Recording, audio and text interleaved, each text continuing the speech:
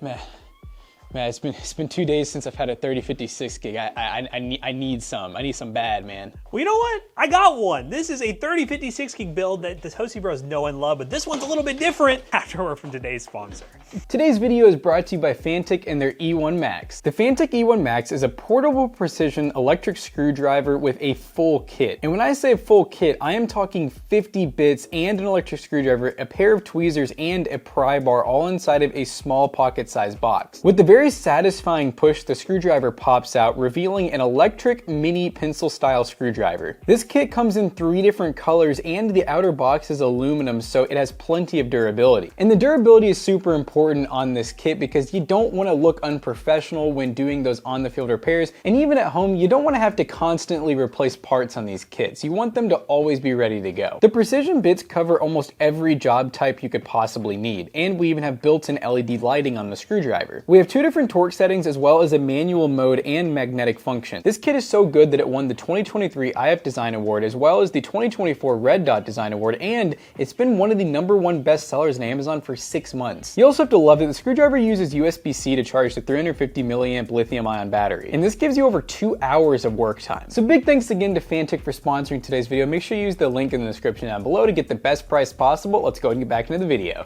Okay guys, you know the Toasty Bros love the 3056 gig. We promote it a lot, and a lot of people don't like it, but you know what? In this video, we're going to show you a different version of the 3056 gig that makes these office PCs that have very limited rooms for upgrades, specifically the small form factor ones, much easier to upgrade. This is the Yeston RTX 3050, and Jonah and everyone has already seen this thing. It's a very pretty color. The beauty of this card right here, and just spoiler, it is a little more expensive than the normal 3056 gig. It comes in at around $209, is the fact that you can add a low profile adapter to this single slot card, which is a problem that a lot of these new office PCs have, where the PCI slot, we'll show you here in a second, can only accept a single slot card without the graphics card sitting on top of the power supply and suffocating to death. So if you want to build a small form factor PC in one of these modern office computers, this is your best option right now. We're going to show you guys how it performs with this PC. So right here is an HP Prodesk. This is the 400G7, and we were able to pick this up on eBay for $200, which, you know, you're definitely paying a little bit of the small form factor tax. You're also paying a little bit of the Jackson can't open the case tax. But basically, this is small form factor, or SFF, which is a form factor that we used to use a lot here in the channel, but you guys probably have not gotten to see in forever,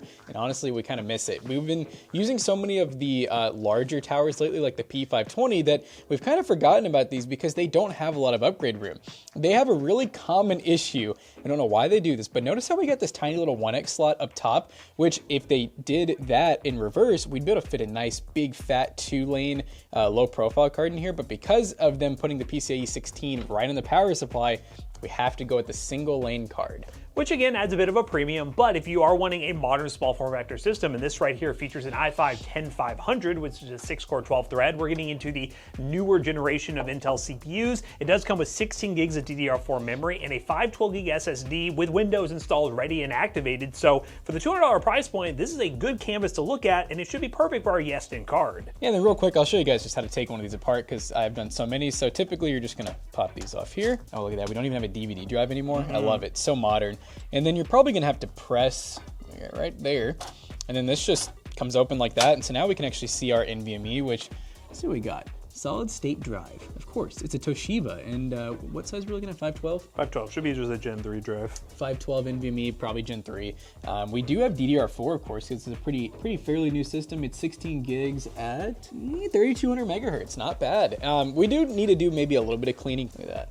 Oh, that's gonna need a blowout. Why is it so? Ooh, it's textured dust. Yeah, I definitely need a blowout. Maybe some new thermal paste war in here because why not? Our power supply that we're working with is probably gonna be tiny. It's an 80 plus platinum, good rating. 210 watts, Jonas says. Yeah, that's definitely pretty low wattage, but these cards, you're looking at a maximum of about 75 watts. Now with this card, we're gonna have to do one thing. We'll clean out this PC first, then we'll get to the graphics card. It does come with the low profile adapter, which you will need to install this in this small form factor case. Obviously, I don't know why they don't come with it by default, because any use case I would use this card would be in a small form factor build, but either way, we'll show you guys how to do that. I'm wondering if this one's gonna be like the other cards, because it looks like there's a screw right here that you have access to, but then the other one is hidden underneath here. So are we gonna have to remove this right here which to voids get access the warranty. to, which voids the warranty, or is it like Oh, yeah, that. Yeah, so what we're gonna need to do is remove these little screws right here. So this one, this one, this one, this one. But we'll get to that in a minute. I guess you wanna try blowing out the cooler and then check thermal paste? Actually?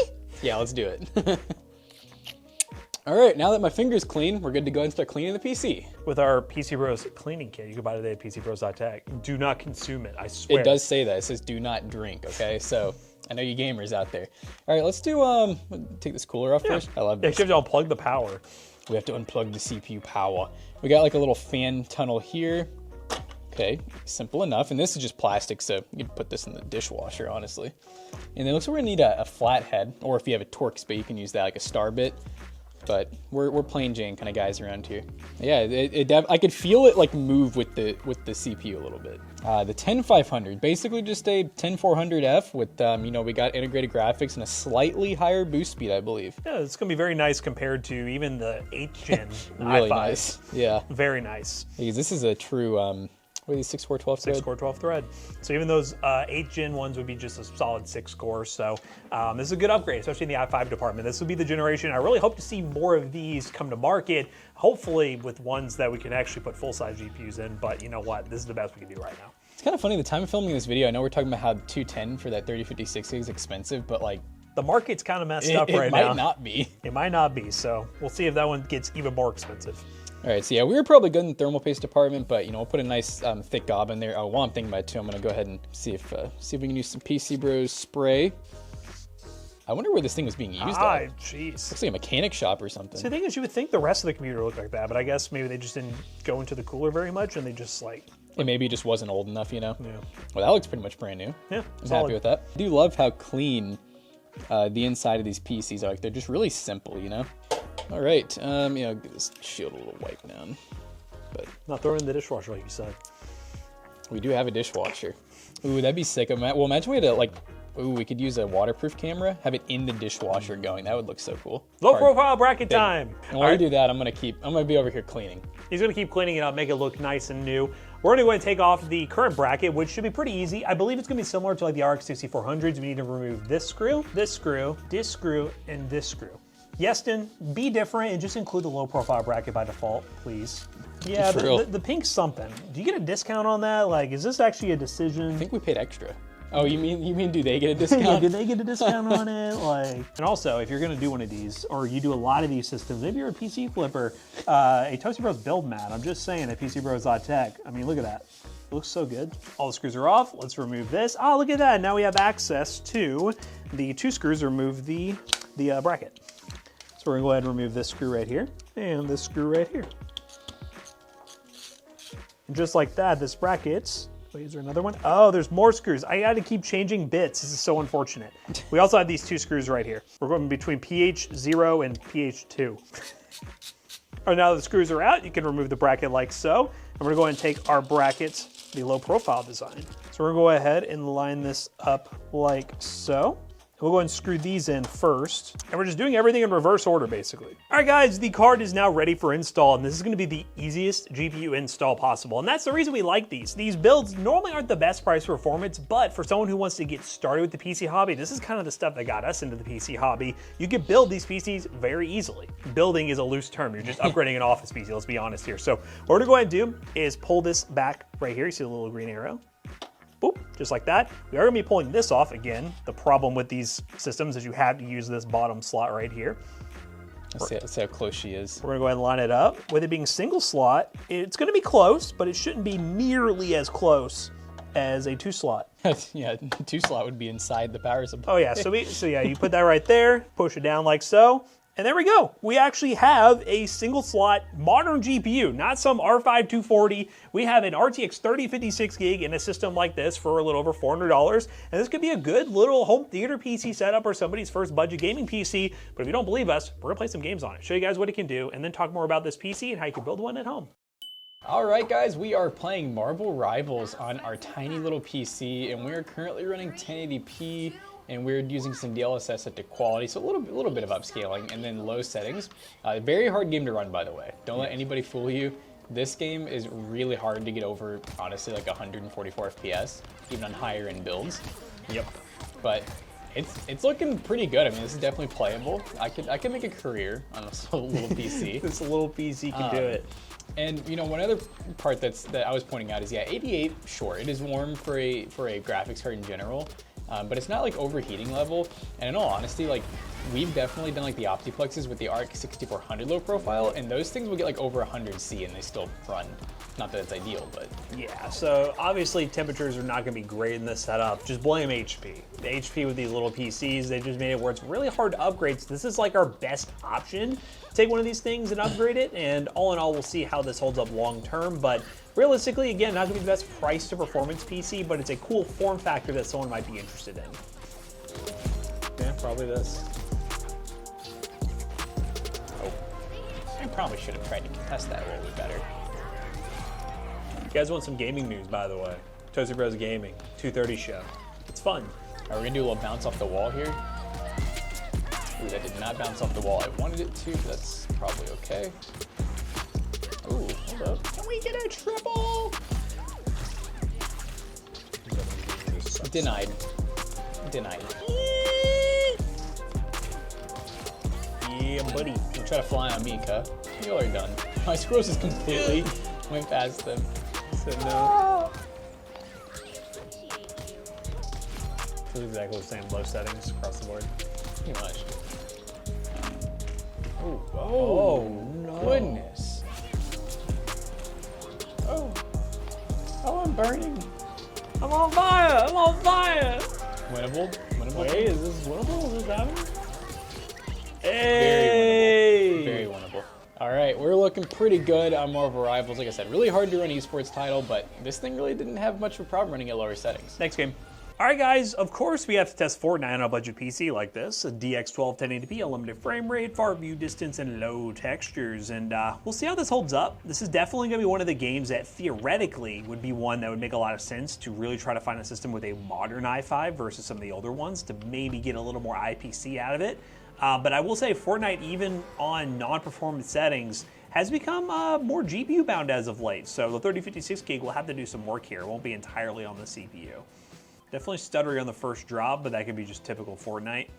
We'll see how things load in once we are fully settled in here. But yeah, this is an interesting combo that I'll be curious to see how it holds up. Oh, they never stood a chance. Never stood a chance. Oh God. They're bobbing and weaving. I was missing everything. But then I locked in. Honestly, performance is not bad. I would say the stutters are definitely a problem. I would say running DX11, maybe DX12 will fix some of that. And also running performance settings could be ideal if you want to rely more on the CPU and just have less resources being hogged overall on this PC. But hey, I would not complain too much about this configuration for sure. This is insane. Your homie turned on you quick. Oh, wait a minute.